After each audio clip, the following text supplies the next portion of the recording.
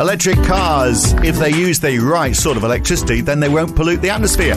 When petrol cars apparently emit 128 grams of CO2 emissions on average per kilometre, no wonder governments are keen to get us heading down the electric car road with incentives and sticks.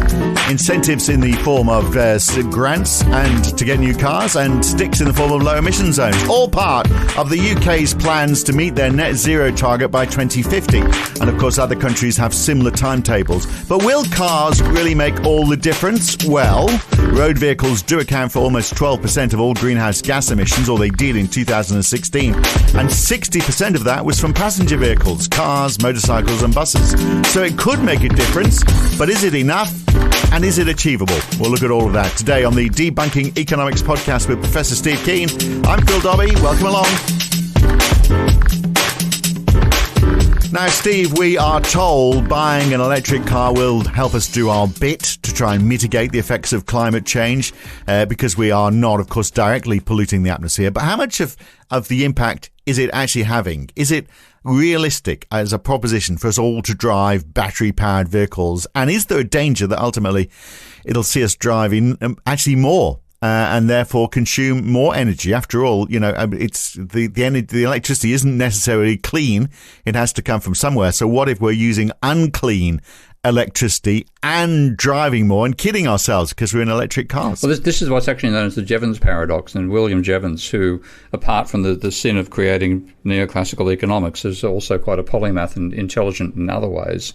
And he pointed out that when something becomes cheaper, you use more of it, you don't use less. So consequently, if it gets cheaper to produce energy in some sense, we use more energy. We don't reduce our usage because it's fallen in cost. But equally, if you create something like electric cars and you try to move to them, then to do that move, you've got to produce the input. So, yeah, it's great not to be producing carbon dioxide directly from vehicles anymore, but how many vehicles?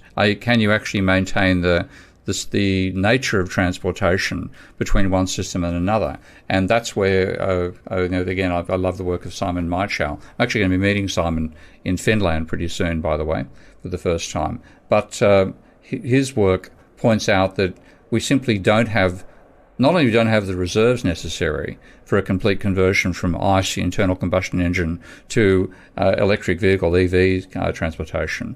We don't have sufficient lithium to do that at the moment, and our rate of mining lithium is so slow that if we attempted to phase out fossil fuel cars by 2030, I think it is, it'd take us 63 years of current mining rates to get there.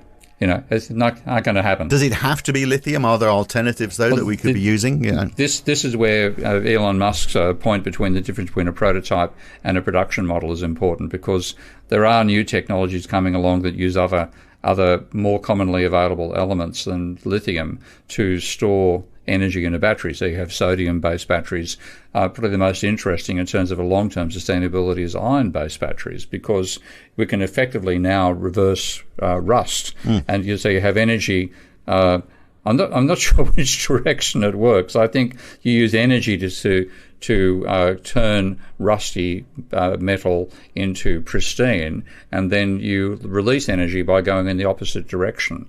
And so iron-based batteries are becoming a thing, and there are prototypes that exist at the moment which are much more efficient. We have the possibility of storing energy in what we call supercapacitors, electrostatic storage, etc., etc. There's a range of technologies out there, but to turn those technologies into something you can go and buy at Kmart or at the local car factory, you're looking 15, 20 years, and we are not going to make that conversion in anything like sufficient time. So then it means we have to use it less. I mean, even if we, while we've got that problem that we might be driving electric cars, if we can afford them, if there's availability, where's the power actually coming from? So we need to influence usage. And the only way to influence usage surely is to say, well, okay, we are going to charge you more for each mile you drive. Start introducing road pricing, make it widespread. which becomes something which then means the rich can drive and the poor can't, and you've got a case of potential social breakdown. Well, there's actually one of Well, you compensate for that. You can always, I mean, that would be the answer to everything. You can compensate that by a suitable tax system, redistributive tax system. which had never been invented, and never. Again, there's modern monetary theory's insight that taxes don't pay for anything; they cancel excessive money creation.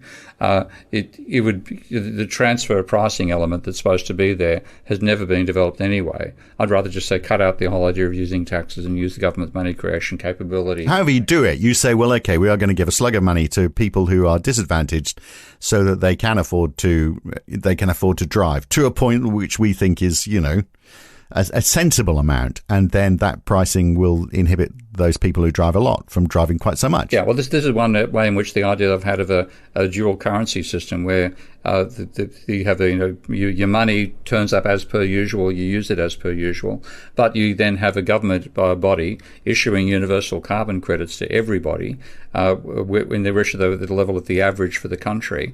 Then if you consume less than the average, you have excess to sell. And given the distribution of income we face at the moment, quite likely if you gave everybody the average carbon consumption in America for Americans, then the top 2 to 5% of Americans would not get sufficient carbon credits to be able to shop. They'd need to then buy the carbon credits off the 92 to 95% or 95 to 98% that got more carbon credits than they consumed.